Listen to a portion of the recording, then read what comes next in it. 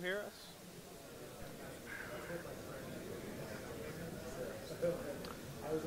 All right, we are back here. There we go. We're back here.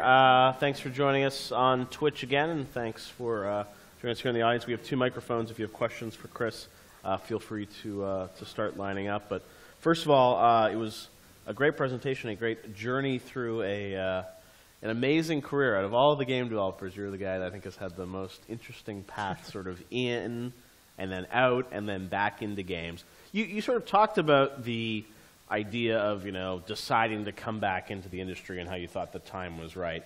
Was that sort of a eureka moment for you one day, or, were you thinking for years and years, like, I want to get back in games? Because sometimes I think a lot of people that knew you, I think, thought, hey, Chris he's gone off and he's not coming back. He doesn't want to come back. Well, no, actually, so, I mentioned it in the talk, was the sort of, there was that eureka moment that was when I saw Avatar, which was, I was sort of, they used, when I was young, I used to go see a movie every, especially when I was first over here, when I was like, 18, 19.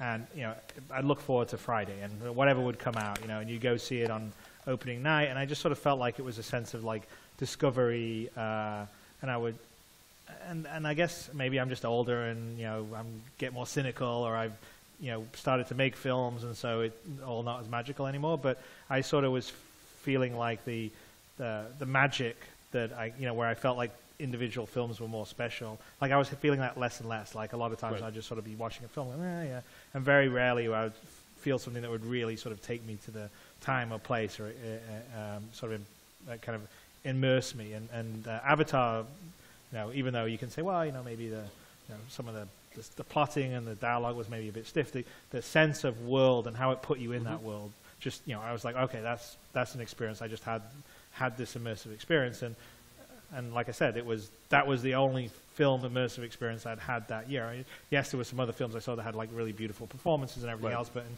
terms of putting me in a world, that was the one. And I'd sort of felt like I'd already played 2 or 3 games that year that had done that, and so I was sort of feeling that because of the shift in technology, that now you had the tools to create the world to the level of immersion that I think could engage you. And so that was sort of my moment that said, okay, I want to come back and engage. And it wasn't right away because, I was making movies, and so it was sort of a time to finish up my movies. And then I spent some time looking at how I wanted to come back. So I, was looking at coming back and being much more traditional, make Wing Commander, do it on console, do it with EA, that kind of thing. Yeah. But then I spent time sort of absorbing what I felt what the game business felt to me. And I sort of felt like it was like, there was a time when I first was at Origin, and when I joined them, it was like that was the beginning of the sort of heyday of PC and computer games, and it sort of felt like anything was possible because the business models were still getting developed, and there didn't cost a lot of money. Like Wing Commander 1 cost me $100,000 to make, and my own time, but that's back then it didn't seem like that was that much of a sacrifice to make, and now obviously things cost a lot more than that. And so I sort of felt like with the change with digital distribution and the way you could connect to people in a way that you couldn't, even 5 or 10 years ago, that there was that shift again in like how the business operated, and if you took advantage of it, you could do something great. And that was so the business, the sort of opportunity for the shift in the business model, plus sort of the technology were the 2 things that sort of pulled me back into games. Yeah, so I like that point that, sort of Avatar inspired you creatively, and then, as you said, on the business side, you looked at a bunch of different models.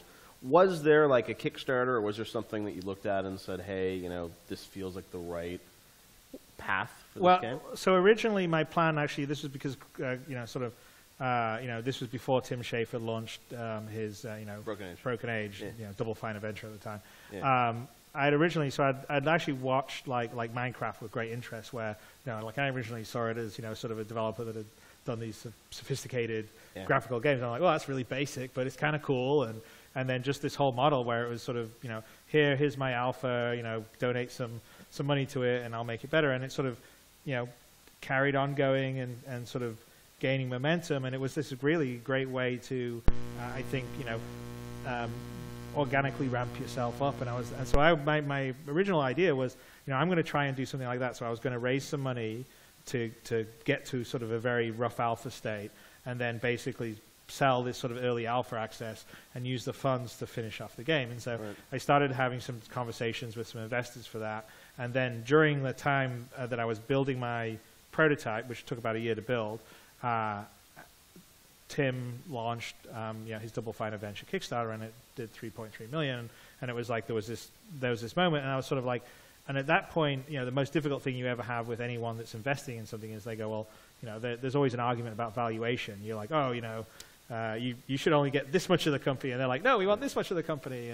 And my past, I created Wing Commander, I owned Wing Commander, and I had to sell it to Electronic Arts when they bought Origin, and I, didn't really want to do it, but if I didn't do it, they wouldn't have bought Origin, and then there was a lot of people that had a lot of time and effort invested at Origin that I would have like screwed over, so I sort of went on with it, even though I didn't. Neither Richard nor me wanted to. He didn't want to sell Ultima. I didn't want to sell Wing Commander, but there was a lot of other people at Origin that we didn't want to screw over, and so I didn't really want to get into a situation where I was having someone else sort of own a big chunk of like an IP that I was trying to develop. And so I thought, well, if I can crowdfund, then I can sort of prove there's a demand, and therefore it's much easier in the valuation argument. And so that was my I had no idea. I didn't think I didn't think we could raise anywhere close to money. In fact, I had a conversation with Frank Trabot, who's pretty senior at EA, and I was telling him, I said, one day I think someone's going to raise $10 million in a crowdfunded game. I mean, it's not going to be anytime soon. It won't be me, but someone does it right. They do the right, they present it correctly and really take their time, and people get familiar with crowdfunding. I think it can happen, and so. But well, what's been fascinating about this game in particular in the crowdfunding sense is that, a lot of games, a lot of films, other things, Indiegogo, Kickstarters, they'll raise their money, create the product, and off they go. You're obviously talking about this more as a service, and you have a lot of backers, as you talked about, a lot of money. What's like the average amount that a backer has given to you guys, do you think? Well, you can do the math. I think it's just under $100 a person, which is pretty amazing because, obviously a lot of people don't do that. So, I mean, the most, right now we've got some you can get in it for like $20, but normally I think it's $35 or $40 was what you get in for. So there's definitely, there's a group of our community that, are really, invested in the project. And I feel like they keep coming back. Well, right? no, I think they do. I think, I'm not the best person to ask. I mean, I'm sure there's a few of them around here tonight. Any backers out here? All right, look at that. They're in. But I definitely get the feeling when I talk to him, like a lot of people sort of feel like, hey, I've dreamed about having this game built for years, and I just want this to be built right. And I don't want it to, I don't want it to be half-assed. If it was being done with a publisher, they'd probably force it out the door before it was fully ready, or then make you cut some corners here and there. And so I get the feeling that there's ongoing support from a section of the community that's about, hey, look, we're building whatever you want to call it. We're building this palace for us all to live inside, and we want you to build the palace right. So this is our, and I also feel that people view like gaming as their hobby, right? So like for me, like I've got some hobbies that are expensive, right? Like, I mean, this was all from my film stuff, but I've got a whole collection of like World War II tanks that are beautifully painted and all these Napoleonic miniatures, and I didn't do them all myself, so I, because I was busy making games, so I paid, someone to do them, and so I've got thousands of dollars of essentially model tanks and soldiers that like I can't do anything with. They look nice on my shelf, but that's about it. And but and one day I tell myself, yes, I'm going to use them in my game of Empire 3, and I'll recreate the Battle of Austerlitz like I've dreamed to do since I was 18. And I think that on a certain level, or if someone plays golf, right, that just costs you a bunch of money. So it's sort of it's a choice. So I think we've got some people that basically go, look, this is my hobby, I love it. I spend a bunch of money on my PC anyway. Right. I want this thing to be right because I want to live in this universe and play in it for years. And so it's I'm having fun watching it, backing it, getting involved. So I'm supporting. Well, you're proving it to them along the way. You're showing stuff. Yeah, and I'm supporting it. And I think, I mean, like I said, I'm putting words into people's mouths, but I get the feeling that it's about coming together to make sure this thing is great versus. I definitely feel it's about that versus like people saying, oh, I'm going to have 10 ships because I want to have an advantage when the game starts. No, and you also, you've always been outlining these kind of interesting stretch goals, I guess, for lack of a better term. I remember one, like it was last year, where it's like you're going to hire, linguists to, work on the languages at, I was 40-something million or whatever it was. So, I mean, you're obviously, and I'm sure even now you guys are thinking about sort of like, what's the next goalpost? Well, yeah, right? I mean, actually, so the sort of thing that happens, I mean, I know we actually catch a lot of flack for the stretch goals because everyone says, oh, it's feature creep. But, if you look at what we do, we're delivering the game right now. We keep on. So it's like feature creep normally is you keep adding things that prevents you from delivering your final product, whereas we're always delivering the product. We're just enhancing it all the time. And so our stretch goals are much more about telling people the things that we plan to work on, whereas normally you just wouldn't share that information. Yeah. But like as we raise more money, we basically say, okay, we can expand. Yes, we don't have to have this system built here before we let people run around the persistent universe, but this system would make the persistent universe cooler. So we will commit that we'll say that we'll add this in, and that'll be put into our development sort of roadmap. And so that's kind of, and it's sort of a way of involving the community again in sort of the development of it all, so they can sort of see, okay, yeah, we've got in here, and now we can have this kind of feature, and in a very real way. And I've said this before that the money that we raise sort of scopes the game. So it's not going to prevent when the game's coming out, but it's sort of scoping like how ambitious the game ultimately is going to be. And so, so far the community said, we want it really ambitious. We want it all. I mean, that's the thing you said, I think last year you had a quote where you said you thought you were going to hit $100 million before it sort of came out in 2016. Do you have any idea what the game looks like at $100 million? Like how far out have you, you're at, you're well, in the 70s now. I'm pretty sure we'll hit 100 by the end of this year, maybe. Right. So what does that look like? Like, have you planned out? Like, here's no. We've got. I mean, trust me, we're way past. The game itself. Beyond what we would say. Okay, this is sort of the first public version. We're way past that in terms of our planning. Right. We've got several years down the road planned out of various, okay, this system's good enough for now, but now we're going to upgrade it to this system. Okay, we're going to expand the exploration mechanic where we're going to have sort of procedural areas that you can explore and land on, that may not roll out for the very first iteration, but will roll out in the 6 months or a year past that first iteration. And I mean, that's kind of fun. I mean, it's actually kind of fun to sort of not have the same sort of issues that you would in a publisher setup. Because in a publisher setup, it would be like, okay, here's your money, get the thing out. We don't know if the people are going to show up. If they show up, maybe we can talk about what you'll add to it, what you do to it. But you don't, it's hard for you to sort of plan in that situation. Yeah. Whereas with this, we can sort of, because we already behave like a game that's already sort of live, so to speak, yep. we can sort of plan in a longer term manner. And, unless everybody suddenly gets bored with what we're doing, it sort of feels like it's going to be, a fun ride, and we're going to keep on adding and making this game bigger and better as time goes on, and everyone's going to enjoy it, because I mean, it's like I'm building a dream game, and I think it's a dream game for a lot of other people too. Right, and it shows that the fans keep coming back and supporting it, because it's becoming the game that they want it to become. Let's go to some questions in the audience, and we'll come back and talk more. But let's start over here. I think you were first. Oh, wow! All right, so consider it. Go ahead, sir. Great talk, by the way. My question is, you haven't talked about VR. I know VR is coming online, there's more interest. What do you plan to do with Star Citizen with virtual reality? So we're supporting Oculus Rift. VR, and we'll probably support other things as they make sense in terms of the platform. So I don't know if Project Morpheus is also going to be available on a PC, but if it was, we'd probably support it. But yeah, we're pretty interested in VR. I mean, the flying around part of not Wing Commander, Star Citizen, is very appropriate for VR because you're seated. So, and you're basically, if you have a HOTAS, you can fly. That's your best situation for VR. The thing that's a bit more challenging for VR is sort of the first-person shooter aspect of it, because it's a little disorienting to be moving around but not moving around. But those are all things. I mean, I think we've got some pretty decent solutions for them. So it's in the works. I mean, we're waiting for our DK2 support. I think will be in the next month or two.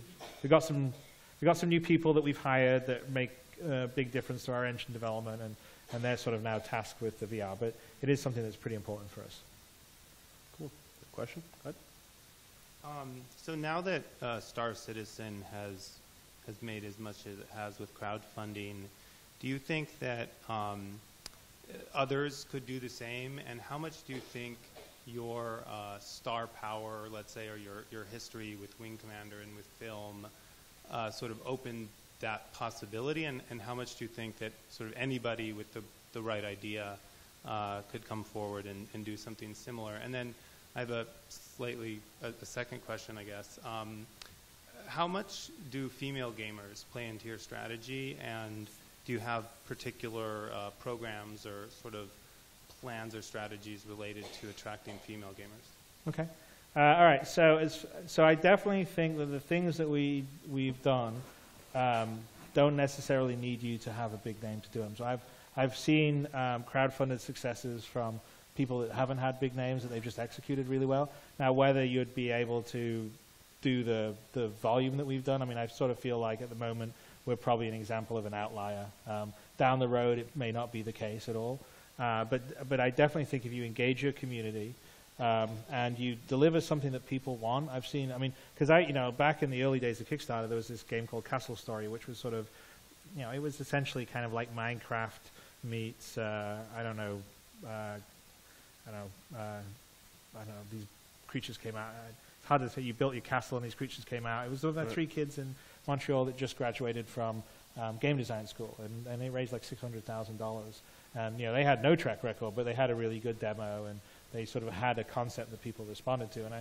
So I definitely think that it's possible. I think the thing that people don't do well on the crowdfunding is they sort of treat it as as just basically, okay, I go out, I panhandle for some money at the beginning, and then I get the money I want, and then I go off and make the game. And I think you've got to continually engage the people that have, because they were, that was the eye-opening experience for me when we first started the crowdfunding campaign. Just how excited everyone was, and just how many ideas and enthusiasm everyone had. And it was like, well, I don't want to just shut that off. Let's keep that going. It's great. And so I think if people focus on that, you definitely have a chance. And I think it's not just limited to games. It can be on other, definitely film and TV. I mean, there's a Veronica Mars Kickstarter, which they mobilized a core audience, core fan base, which in TV terms is nothing. I think it was like 90,000 or 100,000 people contributed.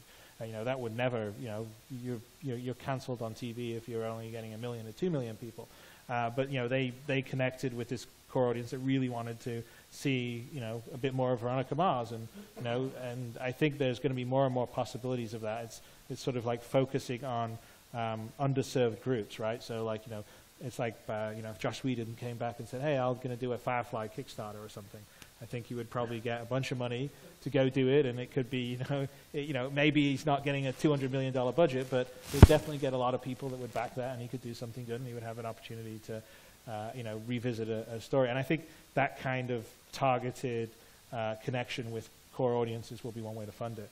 So then on the second question, as far as the on the female side of Star Citizen, that's definitely something that we're very keen on, and we're actually trying our best to, you see a lot of like some spaceships, especially Arena Commander, it's like shooting other spaceships, but we've got a lot of gameplay that is not about combat, right? So the idea is, there's a lot of people that want to just explore or want to, trade or just go and sightsee and basically be an information runner or do all these kind of things that aren't necessarily sort of so testosterone oriented. The idea with Star Citizen is to have everything available for the audience, and it should really be kind of agnostic. It should be like real life. There's lots of things that you want to do, and also you don't really want to pigeonhole. I mean, I think there's quite a few female gamers that could kick my ass in a dogfight, definitely. But I think the idea with the game is to sort of create an option for you to do what you want to do in the universe, and it doesn't necessarily have to be about combat. It doesn't necessarily have to be about trading. It doesn't have to be about exploration. It's sort of up to you. You can be a miner. You could do all these different things, and I think that's the key to bringing in a wider group of people to play it. So it's sort of giving them the option to do different things and not force them into one kind of gameplay style. You mentioned about different sort of styles of play that people want. On one of your slides, you had commercial release 2016. what does that mean? I mean, is it sort of like everything's all available at once, or I mean, the different modules you can buy, or I mean, how's that going to work? Well, I think the way we're looking at it is that that's at the point where the core systems of the game are all together, that we sort of consider that sort of Star Citizen like 1.0. So it has the core functionality that you have the persistent universe and, you know, the base star systems and environments you can land on, and it all functions together in a holistic environment. So the persistent universe is really the driver of that. I mean, before that, most of the systems will be running and functioning, first-person combat, the space flight, even Squadron 42 in terms of the story. But the persistent universe, which is the universe you'll live in for a long time, is the one that's got the most amount of content in it, and so it's going to take the longest amount of time to fashion. I mean, we've got something like 450 separate landing environments that you're going to have to land that are all, you know, they're all like first-person levels in a Call of Duty or something. So now we're working on some tools to make it easier and have a certain level of sort of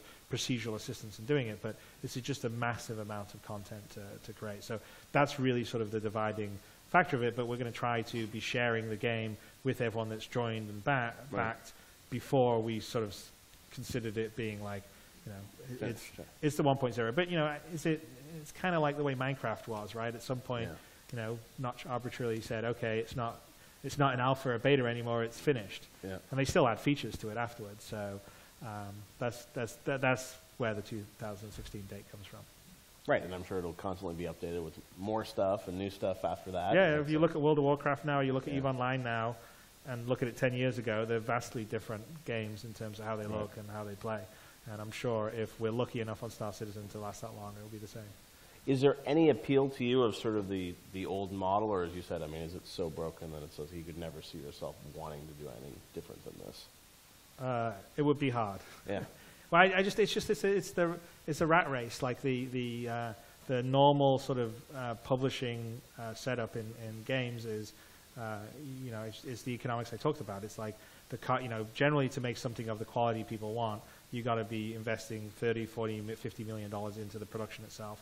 Then once you invested $50 million into it, you know, already the numbers are saying, well, I got to sell at least 2 to 3 million units of that. So 2 to 3 million units, that's another $20 to $30 million of cost of goods. So now you're at, you know, say $80 million in costs. And well, I need to market it. I want people to know about it. So that's another at least $30 to $40 million. So you're over $100 million in before you sold a copy. So you know, at that point, publishers are only making bets on things they feel very good about. And if you're a developer and you're creating that, like, the publisher's not going, oh yeah, here you are, I'll just give you $100 million and you do whatever you want for the IP, and don't worry, you keep all the profits and I won't keep any of them. It's just not going to happen. Right. I sort of, and I also feel like you get constrained because, you know, at that kind of investment, people get sort of risk averse. You know, with what we're doing on Star Citizen, there is not a single publisher in the world that would have backed us to build the game with the level of ambition. They would have said, okay, just start with this little thing here, and then you can build up from there and there. And you know, in some ways, you could argue that could be a good approach, but you know, I think you have to architect something for what it's going to be from the beginning, so to speak. Is there any worry that you're too ambitious with all these different, you know, pieces all sort of coming online at the same time? Well, you know, I mean, I would say that's a valid criticism, but you know, I'm a fairly you know, ambitious and tenacious person. So no, I mean, I kind of I feel like I don't feel like we won't deliver. I don't feel worried about any of the technical challenges in getting the game out. Right. The one area that, you know, is, you know, which is standard in development is that, you know, is it all going to be on time? Probably not. It never is.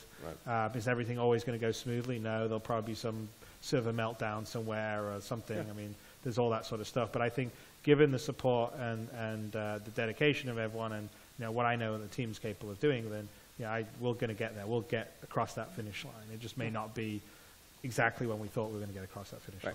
No, and so far everyone's had a great time inside of it. Next question. Right.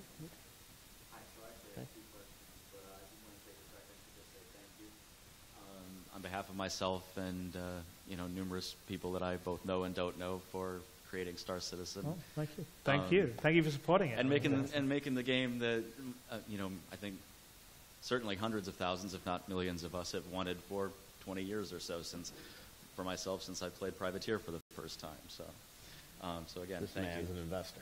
Yeah, well, he's got the T-shirt. And I am an investor. How much are you in for? I'm a high admiral. Four-figure investment? It's about $12.50. Okay, wow. All right. So my first question involves the sort of mod community and the social aspects of that. You mentioned League of Legends. You know, there's been League of Legends and StarCraft mods and Counter-Strike for Half-Life and stuff like that that have extended and gone on to be huge successes in their own right. And you have said before that you were going to be releasing servers for like private servers that people could mess around with, aspects of the persistent universe.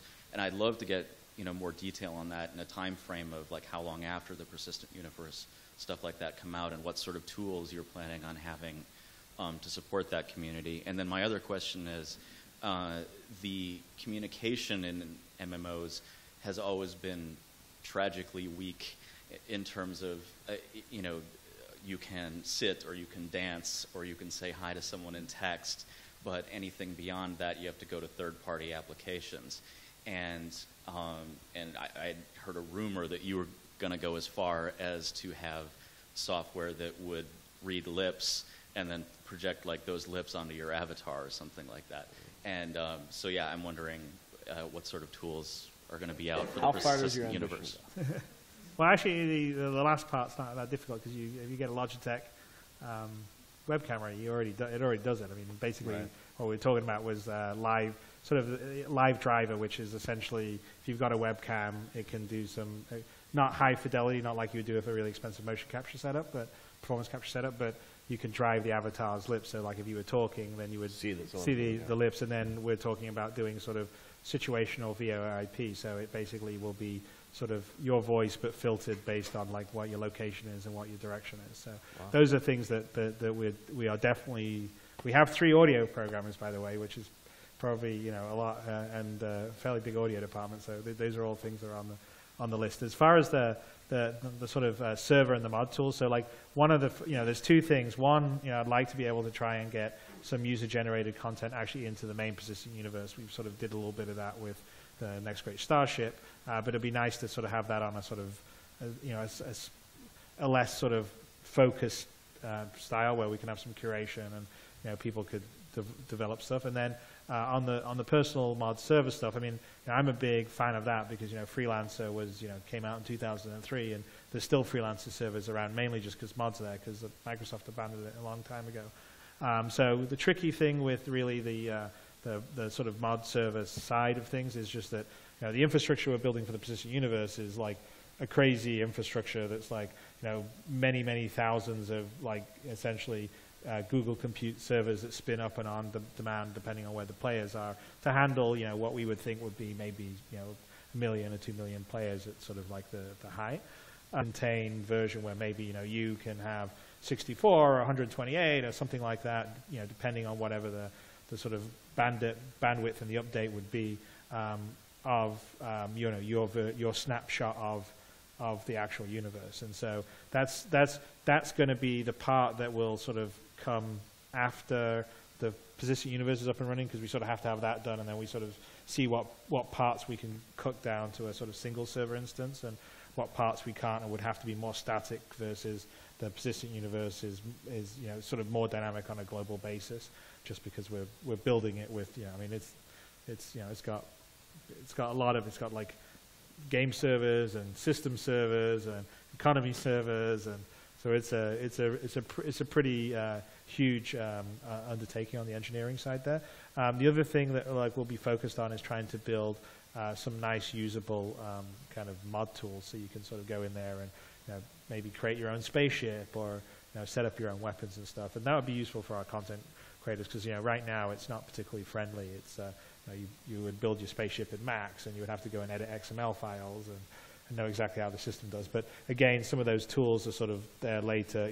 So we're talking sort of those things are more sort of towards the 2016, 2017 timeline for the user-generated tools, because that's sort of later in the dev cycle. We'll get the base systems working, get the full sort of persistent universe server, then sort of engineer it down to, okay, now you're running with 100 players or something, and go from there. So that's kind of the timeline. So I don't know if that helps you out, but that's sort of what our thinking and plan is. What's that? That includes story tools for creating like. Yeah. So basically, it would be also like mission creation tools, and we're definitely going to.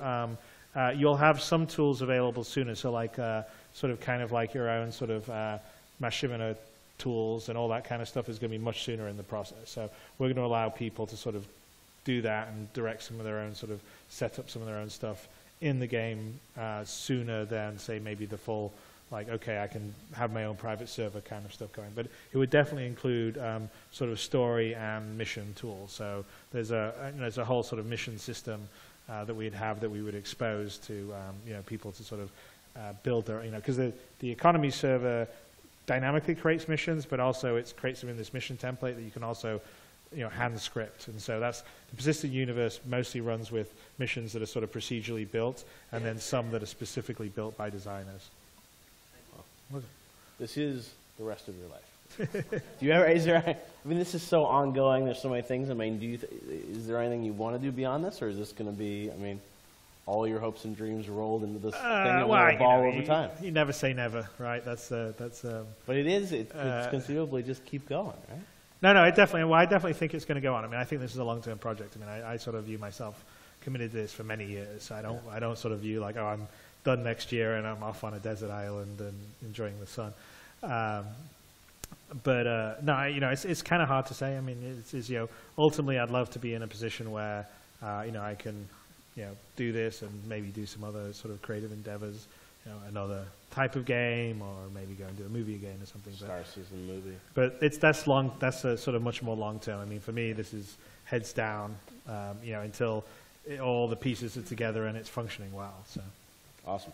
All right. Well, I know we're going to wrap up here, but if you guys have questions, Chris is going to hang out, I think, at the reception, so you guys can chat from there, hopefully. And I want to thank everyone for watching live on Twitch tonight, and all of you joining us here live for the first BAFTA Master Class of 2015. Thanks to Western Digital, thanks to BAFTA, thanks to Petrol, and of course, thank you to Chris Roberts for imparting all your knowledge about Star Citizen and the game industry tonight. Thanks very much, Chris. Appreciate it. Thank you, guys. Thank you.